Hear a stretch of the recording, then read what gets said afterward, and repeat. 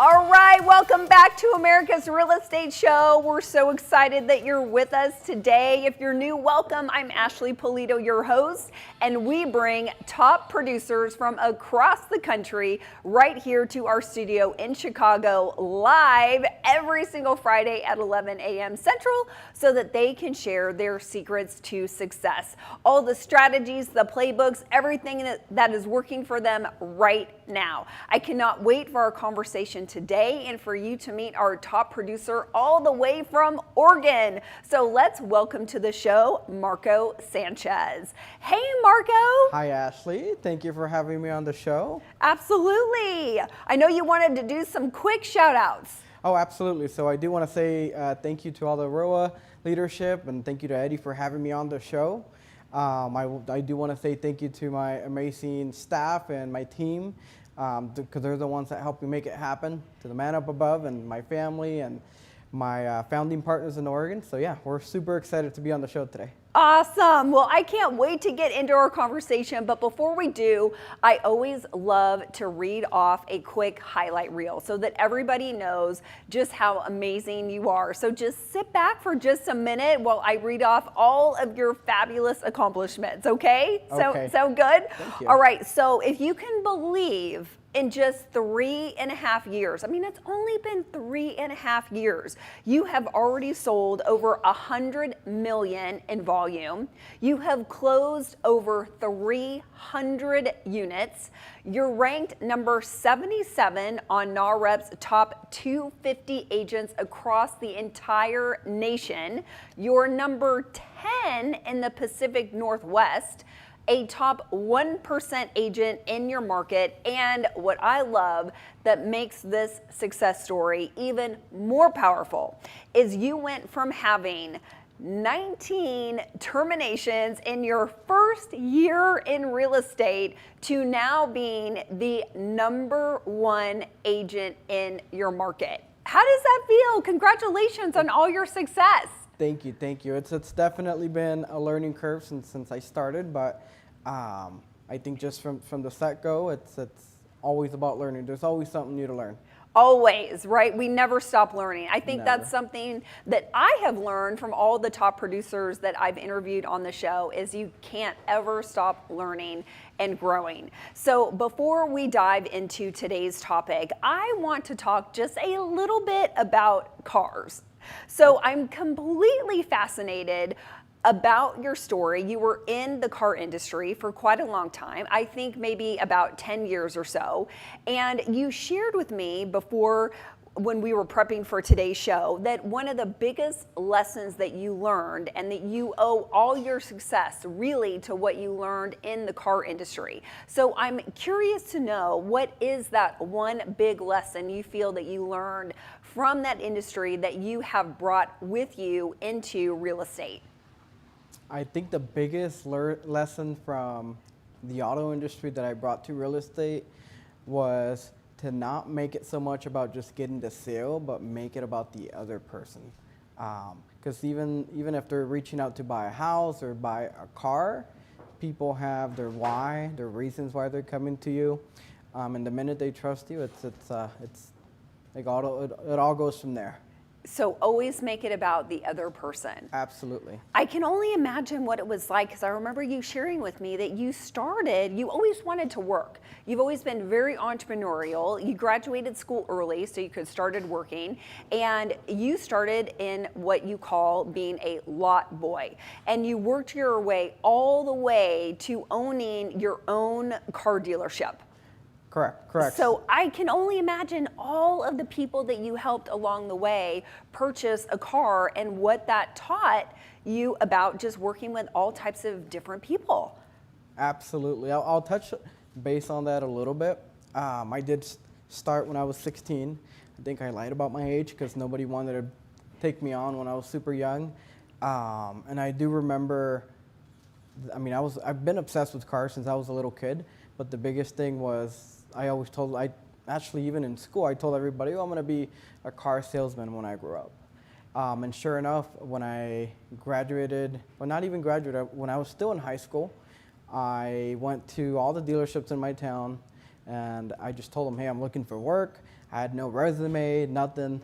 Finally, somebody took me in, and then it just went on from there. So lot boy, detail guy, car sales guy, sales manager, finance manager, and then went to the GM position, bought into the dealership, and then just went into real estate after that. I love that. That is, I know, I remember you sharing with me. Didn't you even collect, or maybe you still do, those Hot Wheels cars? Yeah, so I've been collecting the die cast of 124 models.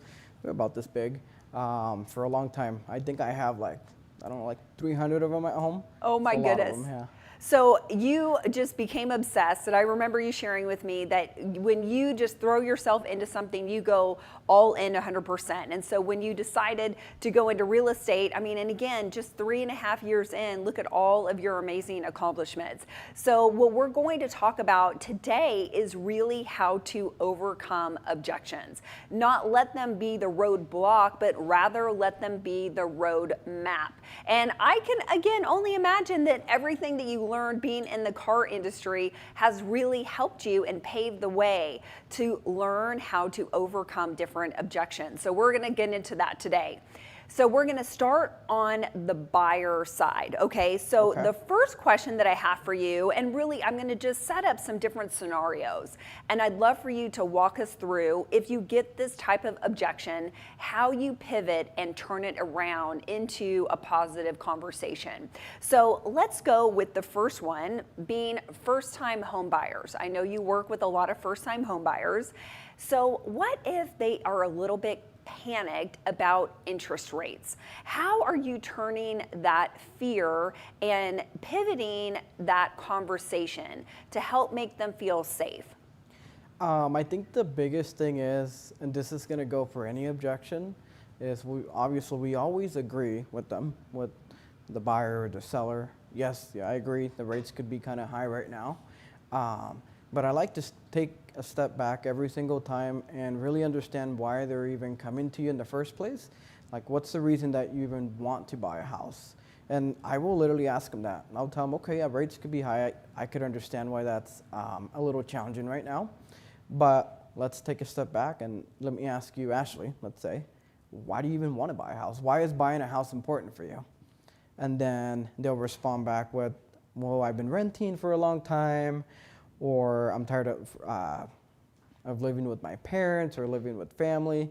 And once you unlock the reason why, that's kind of how you take it from there.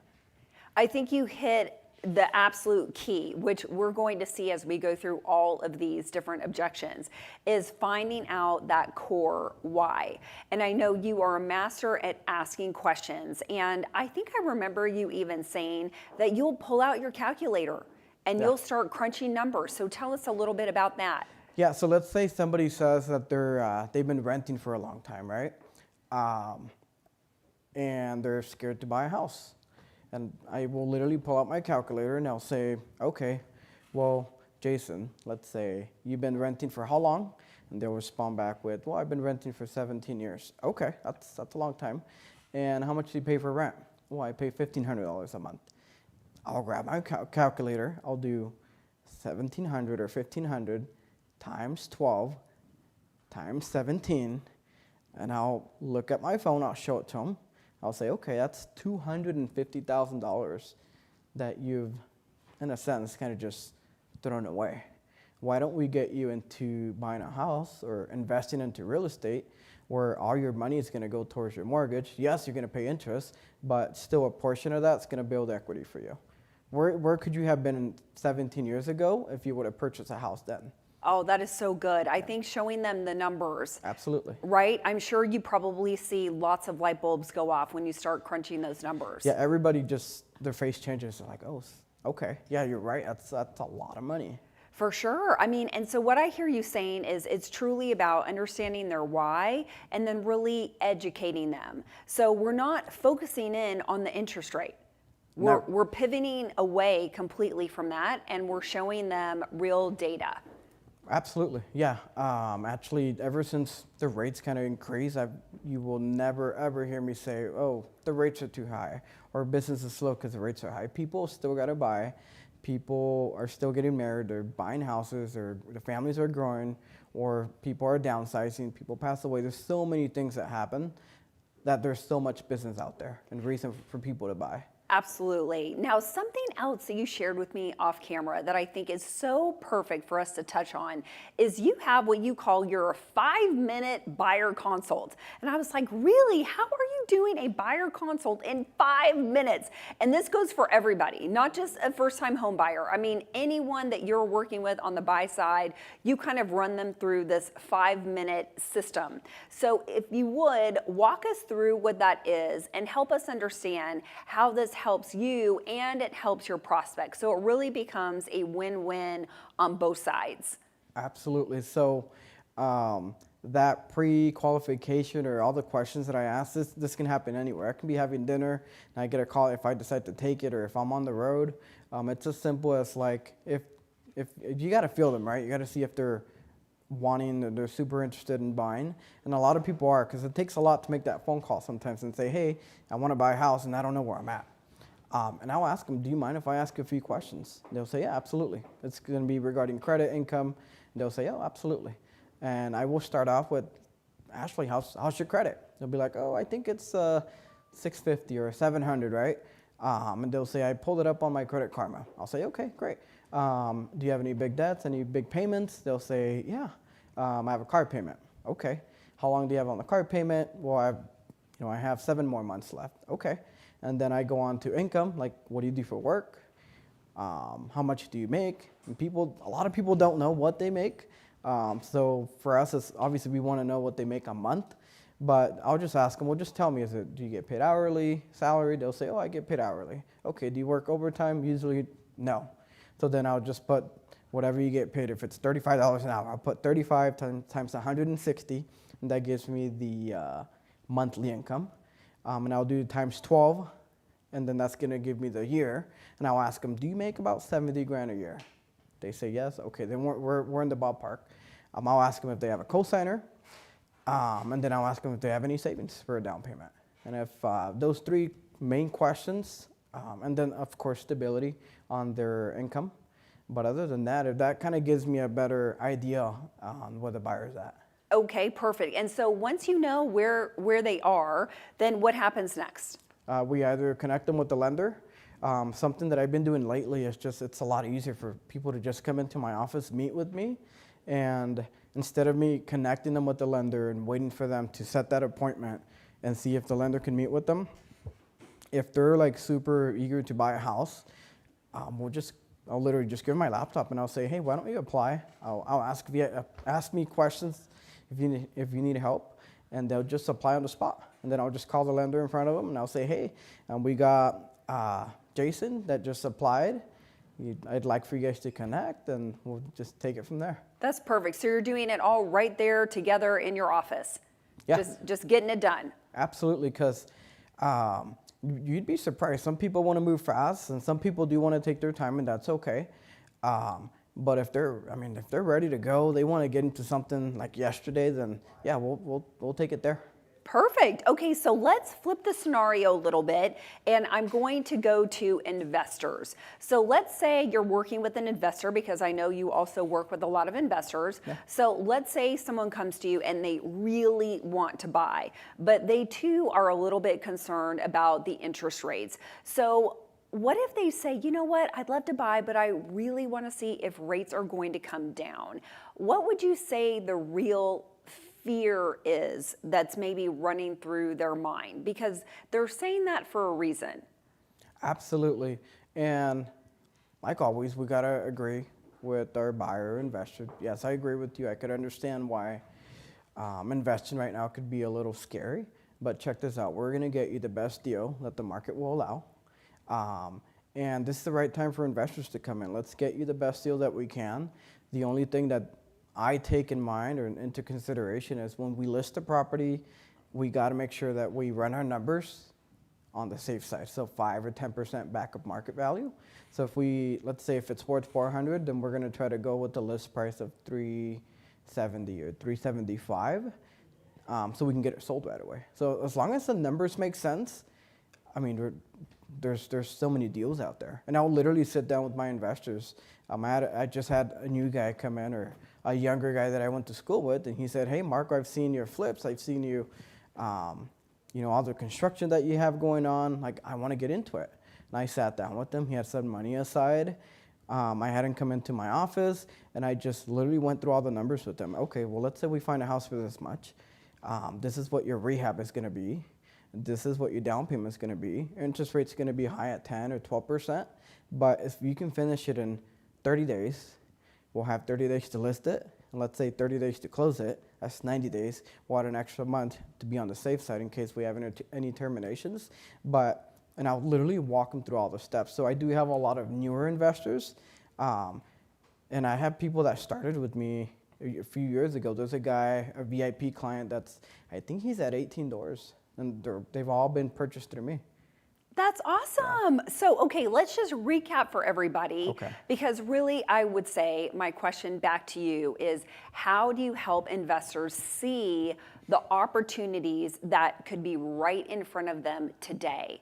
And it sounds like, again, just like you were doing with first-time home buyers, you're sitting down and it sounds like you are really crunching the numbers and helping them see the value so that they become less fearful about purchasing now. So how would you just kind of summarize how you and any other agent who's watching and listening today who's working with investors can help them see the opportunities that are available today? I think first things first, any agent out there, you got to understand the financing, or you got to understand if you want to get into investments or rentals, like understand and digest and take your lender out for lunch and ask them all the questions that any buyer would ask. And if you can, do it yourself. I've done every single part of a real estate transaction myself. That way I can relate with my buyers or investors or sellers. But if you understand and you come in with all the confidence and you know exactly how to give them the numbers and this is what it's going to be, this is how we're going to do things, it really gets rid of all the objections that could potentially come up if you give them all the information up front. Perfect. Okay, let's switch gears now, and let's say that we're working with somebody that has already agreed to a certain price point. So they've shared with you, okay, Marco, I'm comfortable with shopping for a home that's in this range. And then things get really super real. You're getting ready to make an offer, and now they panic a little bit about the monthly payment. They see that monthly payment becomes super real and they get a little bit scared. So how do you pivot that conversation, calm that fear, and bring them back to their why? Okay, so one thing that I recommend for any agent out there that's working with buyers is set the expectation up front. Let them know what the payments are going to be, kind of based on the market that you're in. But when that objection comes up, I take a step back and I say, okay, well, let's remind ourselves why we're buying. You're tired of renting. And let's crunch some numbers, and I'll do the calculator thing again sometimes. If it's, let's say they only want to pay $2,800 a month and the payment's coming in at $29, I remind them, obviously your income is good for it. You're financially, you qualified, right? So the bank's going to trust you with the money. I think it's just more of a, does it make sense for you? And the house has to make sense, right? You always want to do what's right for your client. But if it checks off all the boxes and they're just, like you said, scared in a sense, I mean, if $100 it's a lot, but it's not that much. If you grab the calculator, you do 100 divided by 30, we're looking at, whatever that number is, $3 a day for you to get into this house. So I hear the calculator is very important. Oh, absolutely. So I think everyone needs to have their calculator with them at all times, right? Absolutely, and yeah. Thankfully, it's just right on our phone, right? So pull it out, crunch those numbers. I think what you're also really great about that I've heard you say is that you let them know, you know what, it's okay. It's okay to be nervous. It's okay to be a little bit fearful. And so you really just kind of put them at ease and maybe give them permission that it's okay to feel the way that they do. And I think another great thing that you do is that you show them all the possibilities. So would you share just a little bit about that, on how you go about working with your clients to maybe expand looking in different areas that maybe they didn't consider? So I think really showing them all the possibilities. Right. So you got to know your market. You got to know what you're selling.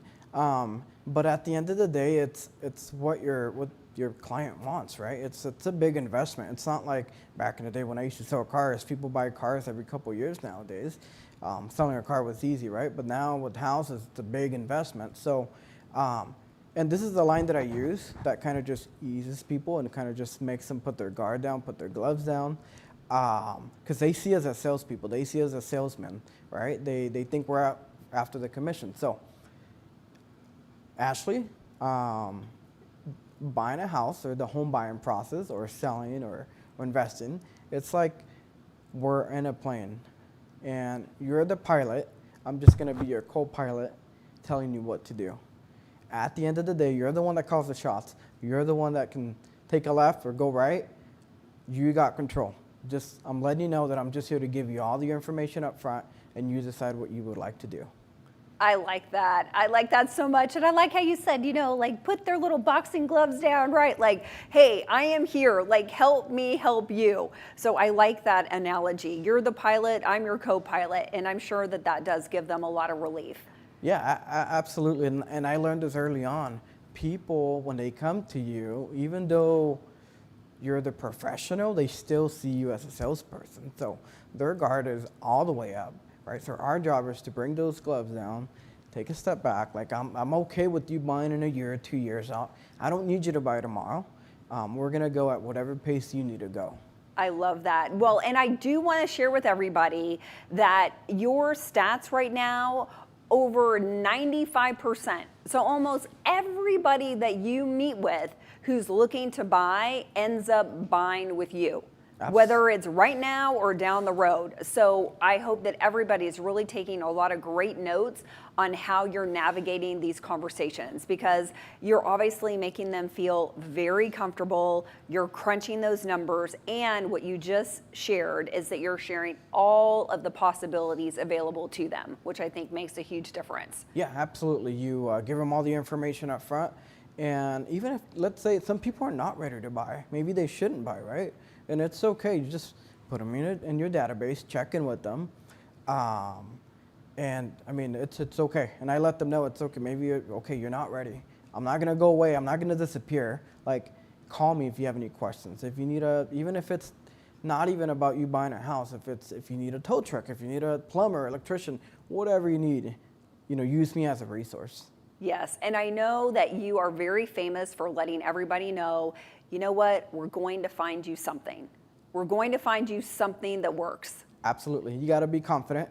And when people come to us, if they want to buy or sell, we let them know that. If they will ask. They'll say, hey, Marco, do you think I'm going to be able to buy a house? Absolutely. We're going to find you something. Absolutely. We're going to find you something. Yep. And I'll look at them straight in the eyes. We're going to find you a house, or we're going to get your house sold, and we're going to get you top dollar, or we're going to get you the best deal that the market's going to allow. And then you go to work. Yep. 100%. Okay, well, let's shift gears just a little bit and let's talk about sellers, okay?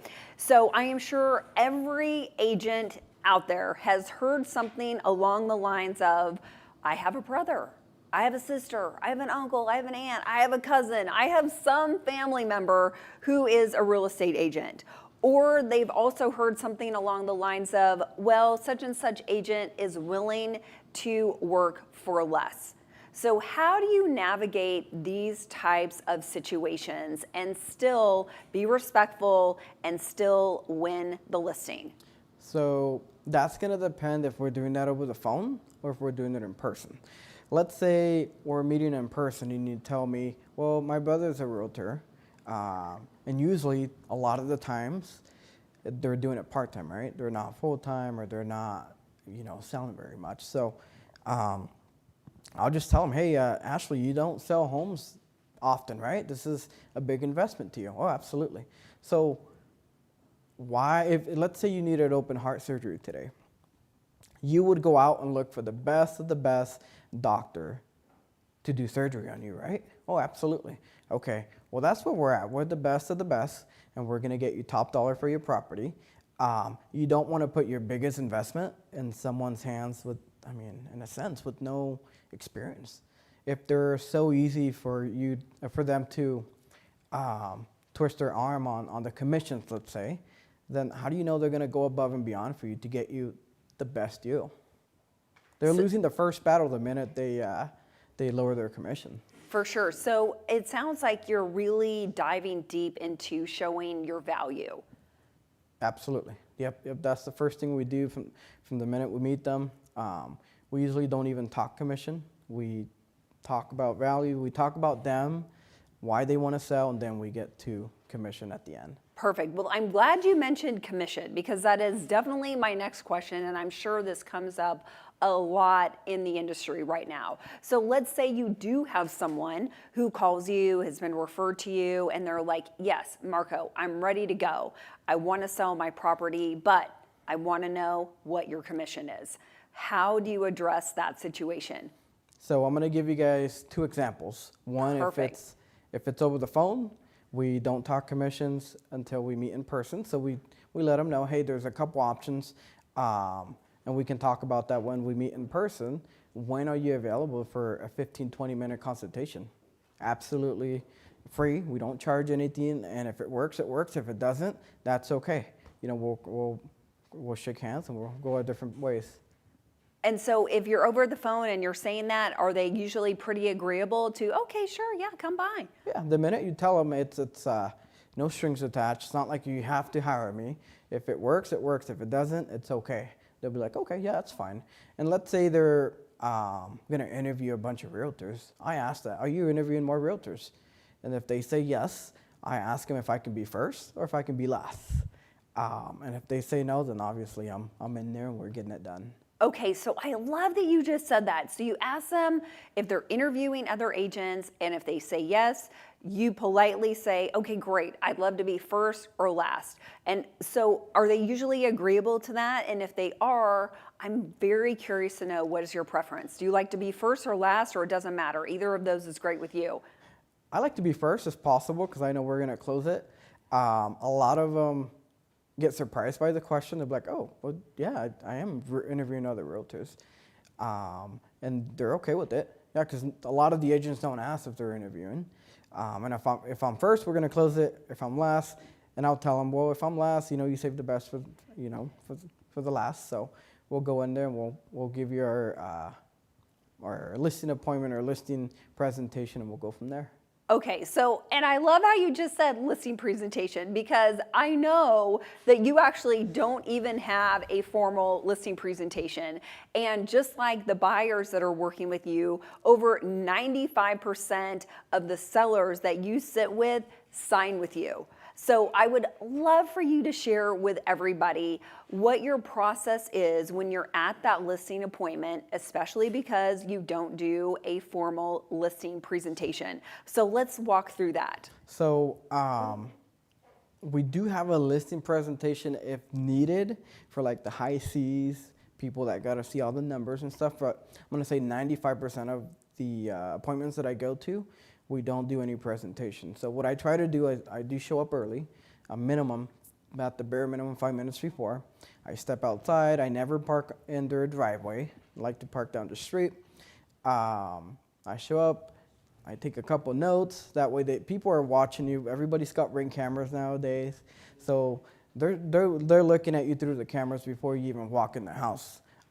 So we're taking notes. It looks like you're working from the minute you get there. We get inside the house, and I always take off my shoes before. That's first things first. We take off our shoes, and people are always going to say, oh, no, you're fine. Come on in. Take them off. And then I walk in, and this is my listing presentation or my listing process, and I'll set the expectation up front. Hey, my name's Marco Sanchez. Today we're going to talk about you possibly selling your house. We're also going to put an extra couple options on the table, which is you keeping your house or renting your house. I'll be here for about 20 minutes or so, 20 to 30 minutes at the most. Give me a 5-minute tour. And I'll walk through the whole house, and I will look for anything that could get called out during the appraisal, and then anything that they could repair. And I'll set that up front, 5 minutes at the most. Walk me through every room. Because people will go on and they'll take 30, 45 minutes, an hour talking about their house when, afterwards, if you want to sit down for another 20 minutes and talk about business, they're already, they're wiped out. Yeah, they're wiped out from doing the tour. Yeah. So you definitely don't want them to get exhausted doing the home tour. You're like, hey, just take me through the important parts. Yep. 5 minutes. And as they're giving me all the notes, I'm writing notes if they have any updates. And as I'm walking through the house, I'm asking, how is the roof, how's foundation, how's siding, how's plumbing, electrical. That way, when we sit down, we're talking business, and we don't talk about the house no more. I love it. Okay, now something else that I think that you do that's really cool is you have just this kind of psychological edge where you like to sit next to them instead of across from them. So I thought that would be important to touch on. Yeah, so agents, you never want to go sit in the living room and the couch where you're leaning down or where it's funny. Just, if you can, sit in the kitchen. And I like to sit kind of next to them, not across, so it doesn't seem like that's the way it works for me. And then I do like to have them kind of be facing a window or facing a door, so it doesn't feel like you're trapped and just, if I have you have me right in front, we're talking business, no windows, no doors. It's just, it's a little bit more friendly if you sit next to them. Yeah, for sure. I bet that definitely it makes it feel like, hey, we're friends. We're just having a friendly conversation instead of, okay, now I'm sitting across from you and I'm feeling like, okay, now you're going to really try and sell me or close me hard, right? Absolutely. Okay, Yep. I like that. I love that strategy. Okay, so another powerful way that you build immediate trust is you also let sellers know that they can get out of the listing agreement any time before you go under contract. I thought that was really interesting. So I'd love for you to share with all the agents who are watching and listening today exactly how you do that, when you do that, where you put this, because I know there's a special place in the contract you put this and you have them initial it. So talk to us, give us all the details. So when we start talking about the listing, there's a section on the additional provisions or wherever it's at in your listing agreement. It varies by state, but I will literally write it in. I'll read it with them, and it says the seller or the client can cancel this agreement for any reason at any time with no penalty prior to us going under contract. And I have them initial next to that. They don't have to, but I have them initial. That way they understand that they have a way out. You're not trapped. You don't have to work with me if you don't want to. And I let them know up front. And this is kind of where you set the expectation. I read it out loud to them. They initial next to it. And I let them know nobody's ever used this, ever. But if you decide to, if you win the lottery tomorrow and you want to keep your house or anything changes, at the bare minimum, you get your house cleaned, we get pictures, and you don't have to sell. But I also let them know nobody's ever used it. They'll be like, oh, okay. I like that. So yeah. I like that. You're giving them an out. You're also psychologically letting them know, like, hey, just to let you know, like nobody's ever had to use this, right? But if you happen to be the one person, you have an out. And typically, how long are your listing agreements?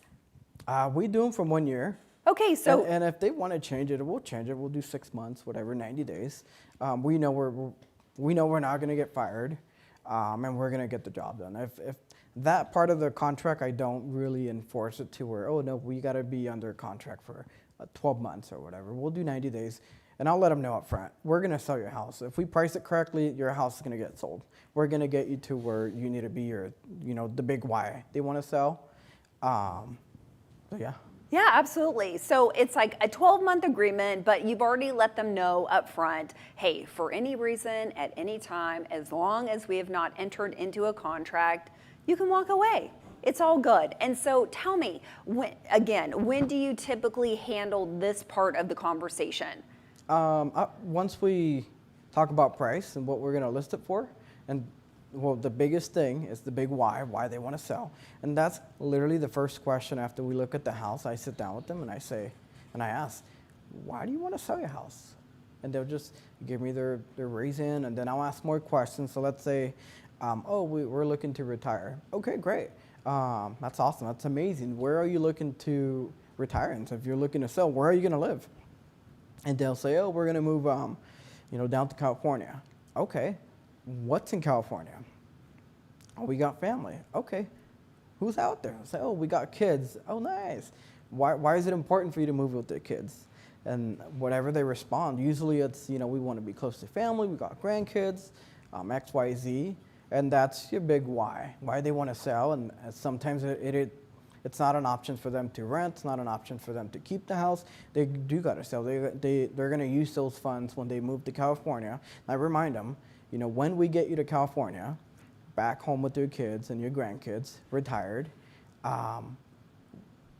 that's any objection that we have, I always remind them back on, if it's California, the big why. The why, yes. Yeah. And I also remember you sharing with me off camera that you feel like sellers just really care about the net, which is why you don't typically spend a lot of time doing a formal presentation. You do have a beautiful marketing packet that you bring and usually use as a leave behind. So talk to us a little bit about that.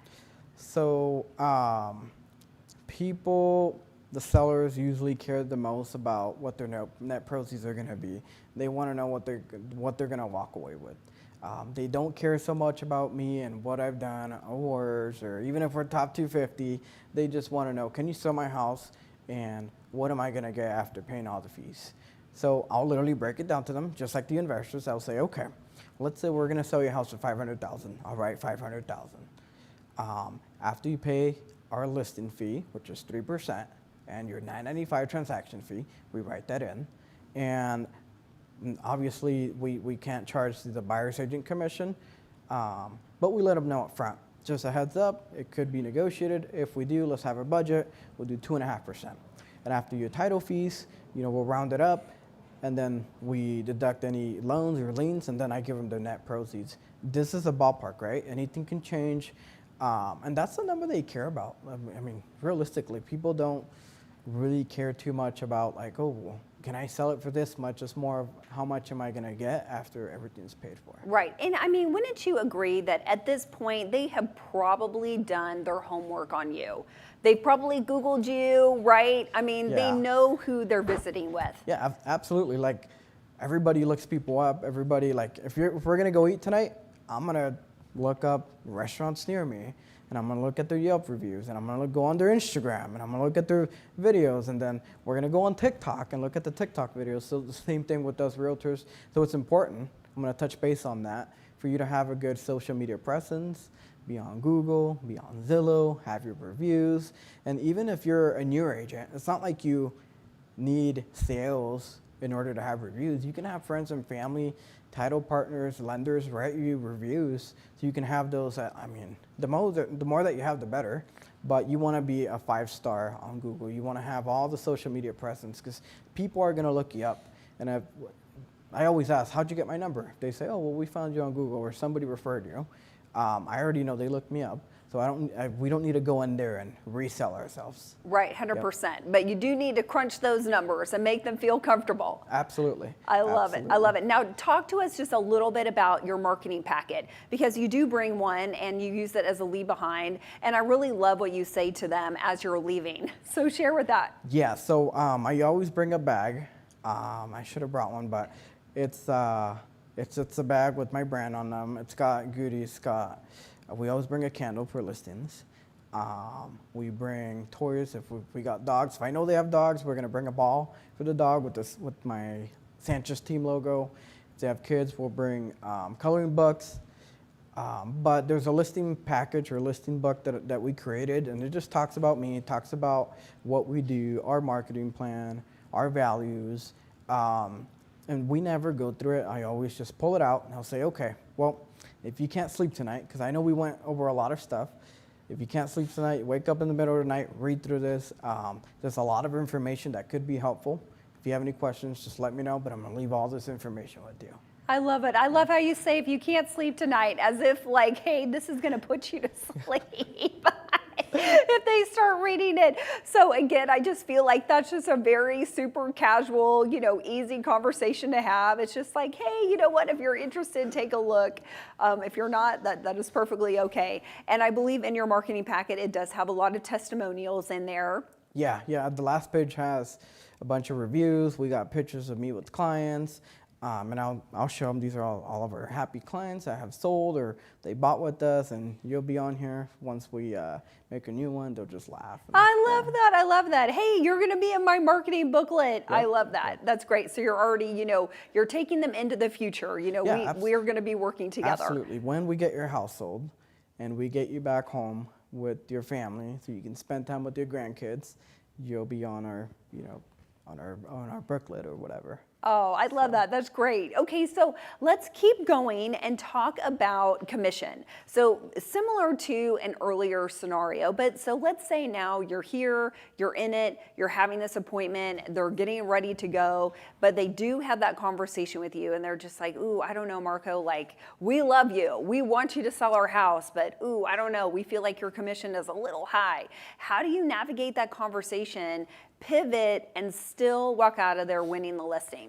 It really depends on the other person's personality, but I mean, one of the biggest objection handler script that I use is per se, Ashley, if I was so quick for you to just twist my arm and me lower my commission just to get the listing, what makes you think I'm gonna go above and beyond and get you top dollar when we list your property, right? Another one that's helped in the past is, I mean, we're professionals, and I can just make it a little weird. I'll just ask no, we don't discount our rate. This is what we charge. This is what our value is. So it's like you don't go to the doctors and ask for a discount, right? No, okay. Well, this is kind of where we're at. This is our fee, but just know that we're gonna get the job done. We're gonna get you top dollar, and more than anything, we're gonna get your house sold. Right, and I'm sure you bring it because you do have a team. I'm imagining that you probably mentioned that too. It's not just me, I have a whole team behind me. Yeah, and that could be a team even, and I'm gonna go maybe speaking to a newer agent. A team could be the people that back you up, people in your office, right? It could be your lenders, that's your team, right? In my case, there's a page in my marketing booklet that says, meet the team, and I let them know this is our staff, you get me, we have our admins, we have our VAs, we have our videographer, all in-house, we're all fully bilingual, so we're here to help you. So again, just really pressing into the value that you bring. So we can get them off of just focusing so much on the commission, but really understanding how much effort and energy it's going to take that you're going to put into selling their home. Yeah, if you do all the work up front, you shouldn't have the commission objection. If it comes up, it's because you maybe didn't show your value, or present your value up front. Because people, even if people or sellers interview other agents before me, most of the time they're not going to come in and say, well, can you do it for less, right? Because it can get a little awkward. We set the expectation up front, and I always tell myself, and I tell my agents, like, you guys are professionals. You got to, dress good, look good, show up good, have your car clean, and set your value up front. Perfect. Now, let's imagine that you're there, you're sitting with the seller, and they've interviewed other agents, and they say, okay, Marco, again, like, we love you. We're really considering hiring you to sell our property. But another agent told us that they can get us more for our house. Or my neighbor sold our house for more than what you're telling me you think that you can list it for. So how would you handle that scenario? So the neighbor objection, that one's easy. I'll pull up the MLS in front of them. I'll take my laptop out, and I'll say, okay, let's look at your neighbor's house that's sold. And I'll say that's a 3-bedroom, yours is a 2. That's 1,700 square feet, yours is 15. That's half of an acre, you're a quarter of an acre. Like, it's not a good match. We can't do that, right? If we price it too high, it's gonna hurt the house. But let's say they're super just stuck on their price and they want to start at that price. I'll pull out the listing agreement and I'll write it in. Why don't we do this? We're gonna start at your price, Ashley, for the first 10 days. If we don't get any activity, no showings, and obviously we know that maybe that price was too high, and we're automatically going to go to my price. And I'll write that in, automatic price reduction at 10 days, down to my price. And usually they agree, because then obviously now they're given options. They feel like they're winning. But you don't want to have that price for too long. So 10 days, 14 days at the most, and then we come down right away. Oh, I love that. So now tell me again, it sounds like when we're having this conversation, you just talked about what you do for the neighbor situation, but on the pricing, you pull out your laptop again, you're going on to MLS, and you're probably showing them, I mean, essentially, I'm imagining some different comps. Yeah. And we're walking them through, okay, hey, do you want to be this person or this person? Like, are you showing them, hey, this person started at this list price, look at how many days they were on the market, or let's look at this scenario over here. And so are you kind of giving them a good idea of, again, like, do you want to be this person or this person? Yeah, I'll give them 2 or 3 options, and I'll show them a seller. Here's a seller that started high, and look at the days on the market, 107 days, and look at what they sold for. Now look at this guy. He got his house ready. He got a stage. They priced it correctly. Oh, it sold in 2 days, and it sold for top dollar. It sold for what we're asking. Which guy do you want to be, A or B? And then they'll say, okay, well, yeah, let's go with the A if that's what you think is best. Yes, absolutely. I am sure, like, really, again, showing them real data is very helpful. Absolutely. If you need to, yes. Yes. Most of the time, as long as you set the expectation up front, you set the value up front, people are going to trust you. And I do the same thing, the airplane example.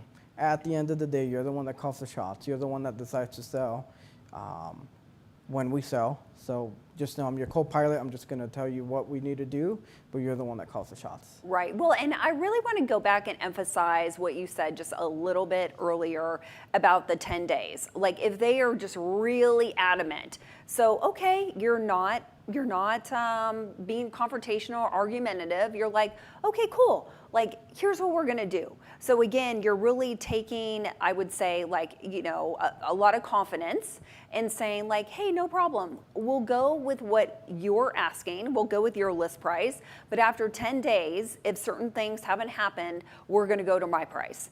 And you put this in the contract and you have them initial it. Absolutely, because then we don't have to have any awkward conversations of, hey, we haven't been able to sell your house. Can we lower the price, right? Because then that's just weird. It's just, I don't like to have those conversations. So if we can, we handle that up front. I love it. I love it. Okay, so let's say we have a staging conversation, because I know that you like to do staging consults for your sellers. And let's imagine that a seller says, you know what, thank you, Marco, I really appreciate it, but I just don't want to stage my home. How do you handle that? That's okay. It depends. If it's vacant, I call it a home improvement. We don't call it an extra fee or something that you got to do to the house. It's a home improvement. This is what's going to help us sell the house. I would rather you stage it than paint it. I would rather you stage it than to redo the roof, because we can always deal with the roof. If you don't want to change it now, deal with it afterwards. If the house is occupied and they live in it, this is one of my favorite parts, and when I present this or when I sell this to them, I tell them, hey, when you list with me, this is what we do. I always offer a full cleaning. That doesn't cost very much. We'll do a deep clean on your house. And we're going to offer a staging company to come out and give you a free staging consultation. And that's not very much. It's like $150, I think. And the company will come out and sit with them for 2 hours, and they'll tell them what to do, when not to move, get rid of the pictures, change this, move the couch, paint this color. That way we're not telling them, and it's not weird me asking them to remove all their family pictures. It's the other company doing it. Right, and I like how you frame it as, think of this as a home improvement. And it sounds like you're also working with professionals who are allowing them to pay for any sort of staging fees at closing. Is that right? Yeah, absolutely. If you have good relationships, and there's a lot of companies out there, there's a lot of contractors out there that need work. If you have good relationships, and I mean, even if you have to redo a roof on a house, and I think we need to get it done before we list it, I'll give her my options, and I'll make sure, obviously, that everybody's good for it. And if they are, then we'll just get the work done, and we'll get it paid through closing. Okay, so how about repairs? Repairs and updates. Like, you know, this home really needs certain repairs and updates for you to get top dollar, as you were saying. Now, what if the seller says, you know what, Marco, I really appreciate you sharing that with me, but I just don't want to do anything. I don't want to do repairs. I don't want to update anything. I just want to put my house on the market as is. How do you have that conversation? I explain all the numbers. I explain to them, this is what you're going to get now. This is what you would get with the improvements. And sometimes people would rather do that. And at that point, it comes back to the biggest why. Like, I've had clients that have came to us and they're, let's say, hoarders, right? They have a bunch of stuff and they don't want the neighbors coming in. They don't want to do repairs. Then we'll give them the option. Maybe, and for us agents, sometimes we can just buy the house from them. You know, we make them a cash offer, or we bring an investor in that can buy their house, and we just make it a win-win at the end of the day. But most of the time, going back to the objection, is we set the expectation up front. I'll let them know if we don't do the repairs, just know this is what it's going to sell for. Even if we start at your price, we're going to go to my price, and you're going to end up selling for maybe about this. So you decide, A or B. Right. Now, have you run into different scenarios where they've said, okay, I don't want to do any repairs or updates, and you're like, okay, we'll go to market the way that it is. You've explained everything. Do you also say to them, you know what, I've got a crew of people. I'm just going to go ahead and get some numbers together for you. So at any point in time, if you change your mind and decide to do a few repairs or updates, then we're ready to go, and we can always take it off the market and relist. Do you ever run into that scenario? Yeah, absolutely. Yeah, and that's taken my business to the next level or higher level, having good relationships with the contractors, because it doesn't cost anything for us to just make a phone call and say, hey, you know, whatever, roofing company, can you go out and give me a bid? You can call 3 of them and they'll gladly go out and give you a bid. And then we do the same for paint. If we need to do paint, flooring, we give them back to the sellers and we say, okay, if you decide to do these repairs, this is what it's going to cost you. We can do it now. We can do it afterwards if it doesn't sell.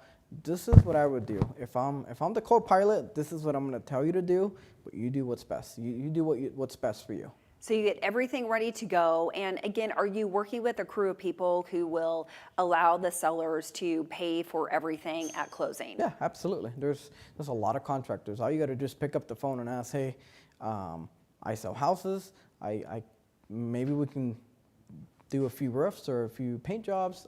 Are you willing to get paid through escrow if needed? Mm-hmm. That's perfect, because I'm just kind of imagining, and you'll have to tell me if this is correct, I'm imagining that 2 things are probably running through their mind. Either they just really don't want the hassle of having to do repairs and updates, or 2, they're worried about the money. They're worried about having to come up with the money to make those repairs or updates. Absolutely. And it comes back to the why. Like some people, there's people that need to sell. They're backed up on the payments, or they're backed up with taxes. And sometimes it doesn't make sense to do those repairs. We just want to list it and sell it ASAP. Because sometimes there's people that are going into foreclosure, or they're backed up with taxes and they have to sell. And yeah, that comes up. Sometimes we're given, 45, 90-day time frame to get the house sold, and we'll move quickly. If we need to make them a cash offer through one of our investors, we will, if that's what needs to happen. This is, at the end of the day, it's, you got to understand what the why. Once you have the why, then you can kind of just go from there. Navigate and have lots of options. Okay, beautiful. Okay, do not go anywhere, because I do have a couple of wrap-up rapid fire questions. That's what I always like to call them. But before we do that, we are going to have a quick mortgage minute, because we always need to know what's going on. You mentioned earlier how important it is to know what programs our lender partners have. So I'm going to invite to our show a 30-year veteran in this industry who's going to share a mortgage minute, Marco, okay? Awesome. So Sounds let's good. welcome Irma De Leon to the show. Welcome, Irma. Thank you, Ashley. Hello, thank you. Hi, Marco. I absolutely loved everything you have shared with us thus far. One of the things that really stood out to me being a lender is, how we always get that question about the interest rates. Well, we know interest rates fluctuate all the time. But one thing that you're really good at is helping them understand really what is the issue, right? And also let me show you what you've been paying in rent and how these 17 years, you've wasted. So now we want to talk about rates. Let's get that payment for them at a comfortable level and then move forward. Because again, an interest rate is only a snapshot in time. So Absolutely. yeah, great job on all, overcoming those objections. I really like how you make them feel comfortable and you educate them at the same time. And to me, that's empowering them. So congratulations. No wonder you're a great success. Congratulations. Yes, absolutely. Hi, my name is Irma DeLeon. I'm a 30-year veteran in the mortgage industry, and it's truly my passion. I'm the Executive Vice President for SunWest Mortgage and a proud single mother of 2 incredible sons. Well, we just entered the 4th quarter of the year. And are you thinking that, you know what, it's the end of the year, I think I'm going to start taking it easy, nobody's going to want to buy a house right now because the holidays are coming up? Well, I want to share with you that the 4th quarter in my career as a loan officer has always been the strongest. And I want to share with you some of the tactics that we would use with our realtors in helping them have the strongest year as well. First, I would sit down with all of my realtors one by one and set up a business plan with them. We would set our goals on how many families we wanted to help between October through December. We wanted to help them understand that it was possible to get into a home before the holidays. Second, we pulled all the leads that we had from January all the way up until October, and we set up power hours. When I say we set them up, that means we scheduled them. We would make those phone calls, call them, see how they were doing, ask them if they were interested in still buying a house. Most of the time they would say, well, the holidays are around the corner. We would say, you know what, why don't you enjoy your holidays in your new home? So we would assure them that we get them into their home before the holidays. Then right around October or November, Thanksgiving and Christmas, at Thanksgiving we would actually, or right before that, we would actually set up like a client appreciation, letting them know that how grateful we were for their business. And when we would interact or send them the invitation, they would actually reach out and say, well, you know what, I have a family member that's looking to buy a house. So again, make sure that you are tapping into the resources that you have to finish this year strong, because it is possible. If you found this helpful, please feel free to reach out to me. Follow me on Mortgages by Irma, and either myself or one of my team members will be happy to reach out to you. Now, don't take your foot off that pedal. Let's make this year, this quarter, the strongest one that you have. And remember to continue to thrive in 2025. Thank you. Thank you. Thank you. Thank you. Thanks. Congratulations. All right, thank you, Irma. Everybody needs to DM Irma. She and her team are amazing, and you want them on your team. Okay, so we're gonna do some rapid fire questions. How's that sound, Marco? Let's do it. Let's do it. Okay, so the first one that I have is about mindset, okay? So I want to know, what would you say is the #1 mindset shift that you made in your business that you feel took you to a whole nother level? The #1 shift that I made, mindset shift, is just telling myself I'm a professional, I'm the best, I'm #1. And I tell myself that every day when I wake up. But we make it about our clients. Take care of the people, they're gonna take care of you back. I love that. Well, we have to tell ourselves that, right? Like, I'm #1, I'm the best, to have that confidence that you can take care of your clients.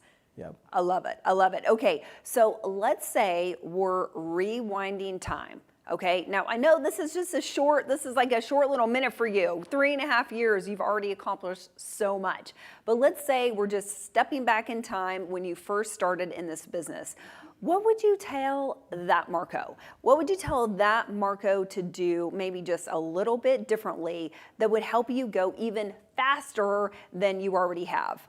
I think what I would tell myself is definitely invest in yourself, read books, go to trainings, go to events, go to networking events. I didn't believe in networking at all when I got into the business, up until when I started going to some events, and then I met Eddie, and then a few months later we ended up opening up Realty of America in Oregon, just all by networking, and it took our business to another level. So just always be investing in yourself. Yep. Invest in yourself, networking, and definitely read books. Read books. Read book. And do you have a favorite book or podcast? The podcast would be the Massive Agent podcast. I've been Massive. listening to him for years now. Okay, I love it. Dustin, right? Yep, Dustin yep, Brome? Dustin, yep. Okay, I like that guy. He's fun too. I think he's in Utah. Yes. I think, Yeah. yes. Okay, that's a good one. I like that one too. Okay, so how about touch points? Do you have a favorite type of touch point that you do after every type of appointment that you have? Yeah, so something that I've been doing since I started is you guys can buy those thank you cards on Amazon. They're like $20 for a pack of 100, I think.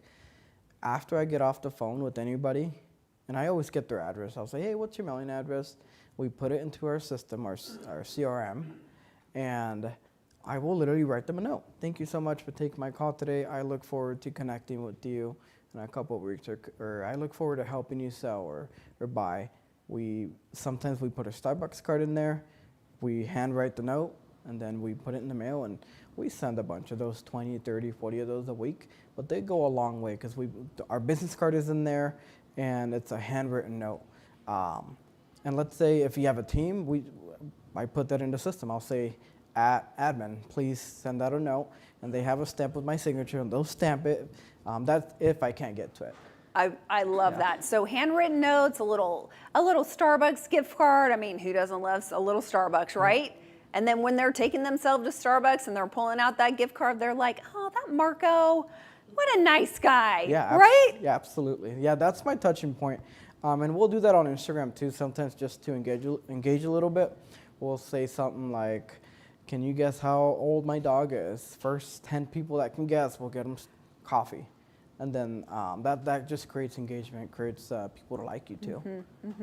I love it. That is so great. And I know you mentioned CRM, so of course I have to ask because agents always love to know what top producers are using, the tech tools out there. So what is your favorite CRM? I've been using Follow Up Boss since I started, and it's the best CRM out there. And I'm so glad that we're offering it now. Yeah, so I just heard, right, and maybe you can elaborate a little bit, that Realty of America came up with this amazing partnership with Follow Up Boss, and are you and all the agents are now getting that pretty much included. Is that right? Yeah, absolutely. And I've been paying a lot of money for that for many years, but it's not even a lot of money. It's a big investment back into ourselves, back into our business. But yeah, we're the first brokerage that's has partnered up with Follow Up Boss, and I'm super excited. That's awesome. Well, Marco, I cannot thank you enough. I have absolutely loved this conversation. So before we wrap up today and say just a bye for now to everybody, what would you love to send everybody off with? Always make it about your clients. Don't make it so much about you. If you take care of people, people are going to take care of you back. And always ask for referrals. We're 95% referral based, so make sure that you are always asking for business and just have fun. At the end of the day, have fun, make the best out of it. Have fun. Okay, I'm sorry, one more. What's your favorite car? Since you were in the business and you were so passionate about cars like your whole life, what's your favorite? I love the Escalades, new Escalades. I love G-Wagons.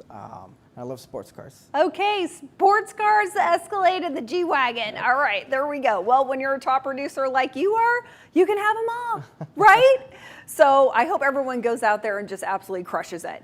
Thank you so much for being on the show, especially for making the journey from Oregon. This has been such a blast. So I'm just going to share with our audience quickly. Thank you. And the best way to find out who our next top producer is next Friday. We'll be right back here live 11 a.m. Central is to follow us on Instagram, America's Real Estate Show. And of course, our YouTube channel. Hit subscribe or notify so that you always know when we're about to go live, America's Real Estate Show.